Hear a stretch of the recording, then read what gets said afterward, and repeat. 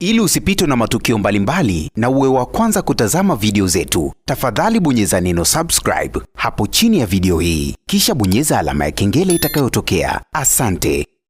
Msanii Diamond Platnumz ameamua kujishusha kwa mke wake Zuchu na ameamua kuonyesha upendo wa dhati, kwani tunafahamu hao watu wanapendana bana. Haijalishi Diamond amemfanyia nini Zuchu, lakini kwa asilimia kubwa sana hii ni kapo ambayo inafuatiliwa na watu wengi, lakini pia imekuwa ni kapo bora, na Zuchu amekuwa ni mwanamke bora sana kwa msanii Diamond. Na ukimwangalia Zuchu ndiye mwanamke ambaye amedumu kwa muda mrefu na Diamond Platnumz bila hata kuanza kudai talaka ovyo ovyo. Lakini katika hili swala ambalo Diamond alimfanyia Zuchu kwa kipindi hiki, ni kama vile Zuchu uvumilivu ulimshinda.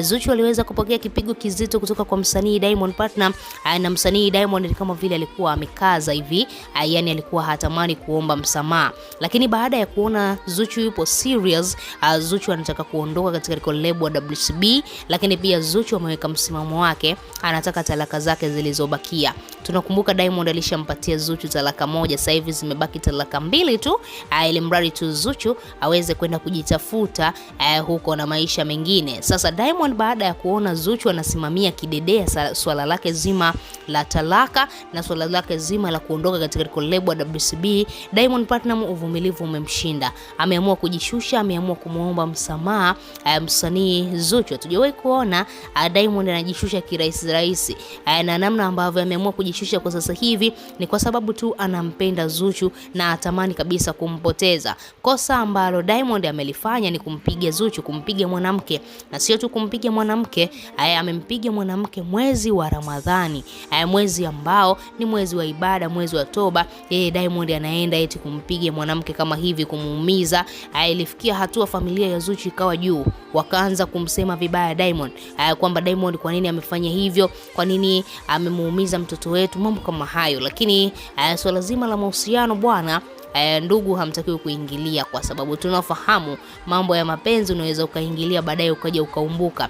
Na sasa hivi Diamond Platnumz ameamua kumuomba msamaha mke wake kipenzi ambaye ni Zuchu. Amerekodi video akaiposti katika ukurasa wake wa Snapchat, lakini pia video hiyo imesambaa sana katika ukurasa wa Instagram, Diamond akiwa anazungumza kwa masikitiko makubwa na kumuita Zuchu mke wake kwamba arudi nyumbani na amemkosea sana, anajutia kosa ambalo amelifanya. Lakini pia akiwa anazungumza na kujitetea kwamba ilikuwa ni hasira tu.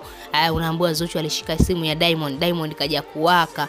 Diamond kashindwa kuelewa kwa nini mwanamke ameshika simu yangu, kaja kupata jazba. Unafikiri kwa nini Diamond amepata jazba kama sio alikuwa anachati na mwanamke mwingine? Jamani, hao wanaume mbona hawariziki? Unaambiwa Zuchu anajua kupika, Zuchu anajua mapenzi, Zuchu anajua kumjali mume. Kitu gani Diamond amekikosa kwa Zuchu mpaka aanze kuhangaika na wanawake wengine huko nje? Mpaka tunajiuliza jamani, hao wanaume wapewe kitu gani hasa? Wanataka wapewe kitu gani? Wanataka tuwape roho zetu au tuwape kitu gani?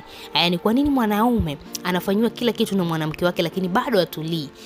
Wanakuambia hawawezi kula chakula cha aina moja. Sasa wewe kama ulikuwa unajua uwezi kula chakula cha aina moja, ni kwa nini lakini umemuoa huyo? Kwa nini usinge oa wake wanne basi tujue umeoa wake wanne? Unaoa mwanamke mmoja alafu uko nje unaenda kusaliti, unakuwa na wanawake kem, jambo ambalo linakuwa sio zuri kwa wanawake wengi ambao wapo katika swala zima la ndoa. Zuchu anahangaika kweli katika hii ndoa yake, lakini atafanyaje? Tayari huyu ni mbuyu wake, anatakiwa kupambana naye, anatakiwa kuendelea kumvumilia kwa sababu ndo mwanaume ambaye amemchagua yeye kama yeye aweze kumstiri. Wewe kama shabiki una lipi la kuzungumza baada ya Diamond kuweza kuomba msamaha kwa mke wake kipenzi Zuchu siku ya leo na kutamani kuanza naye upya? Tuachie maoni yako, lakini pia usisahau kubonyeza maandishi mekundu yaliyoandikwa neno subscribe.